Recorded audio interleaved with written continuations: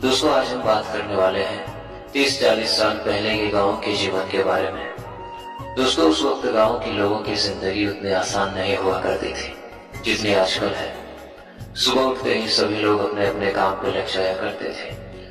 छोटी से छोटी चीजों के लिए मेहनत बहुत ज्यादा करनी पड़ती थी।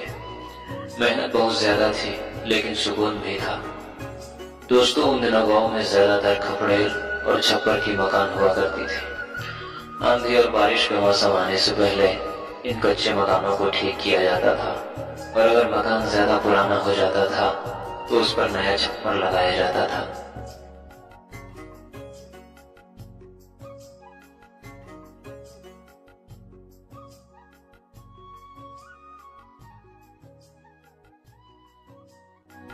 और दोस्तों उन दिनों खेती का सारा काम बैलों के द्वारा ही किया जाता था। खेतों में हल लेना, धान के पौधों को खेत तक ले जाना, खेतों में पानी देना, फसल की कटाई के बाद उसको घर लाना और फसल को तैयार भी बैलों के द्वारा ही किया जाता था।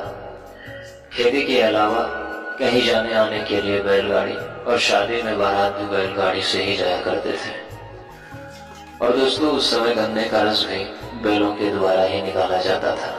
और दिन भर की थकान के बाद शाम को रेडियो पर विविध भारती की सुरीली नाम मानो सारी थकान दूर हो जाती थी और बहुत ही खूबसूरत नजारा होता था।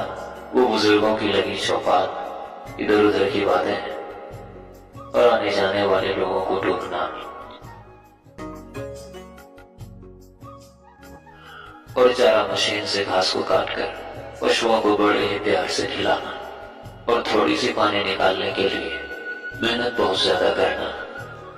और दोस्तों उस समय गांव में अनाज इसी में रखा जाता था। ये मिट्टी से बनाया जाता है, इसे डेहरी बोलते हैं। इसमें अनाज बहुत दिनों तक सुरक्षित रहता था और गांव में नदी में नहाने का मजा ही कुछ और होता था।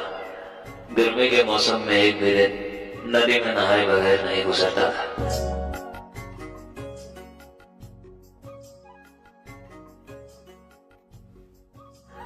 और दोस्तों सुबह होते ही सारे पशु खेत की तरफ निकल जाते थे अपने भोजन के लिए।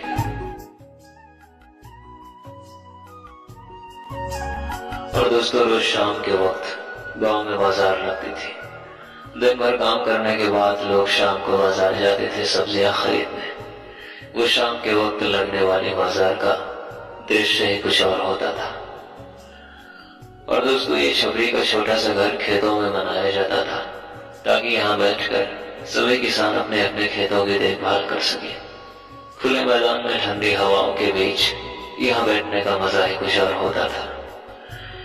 और दोस्तों कुछ इस तरह की हुआ करती थी पहले गाँव का रसोई घर, जो पूरी तरह से मिट्टी की बनी होती थी और बड़े बड़े चूल्हे को भी मिट्टी से बनाया जाता था।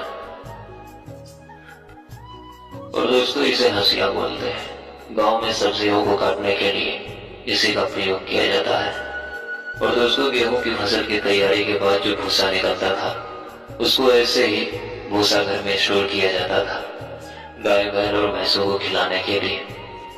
और दोस्तों गांव में जब भी कोई त्योहार आता था तो उसके पहले घर की सफाई की जाती थी और गीली मिट्टी से घर, आंगन और घर की दीवार हर जगह पुताई की जाती थी और पुताई के बाद घर आंगन सुंदर लगने लगता था।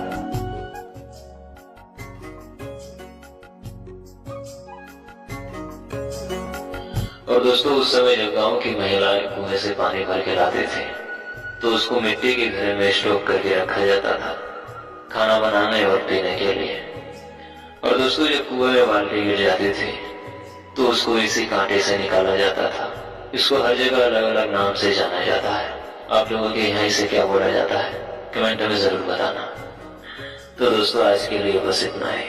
और दोस्तों वीडियो को बनाने में बहुत ही मेहनत लगती है। प्लीज आप लोग चैनल को सब्सक्राइब कर दीजिए। मिलते हैं फिर से किसी ऐसी ही पुरानी यादों के साथ। तब तक के लिए धन्यवाद।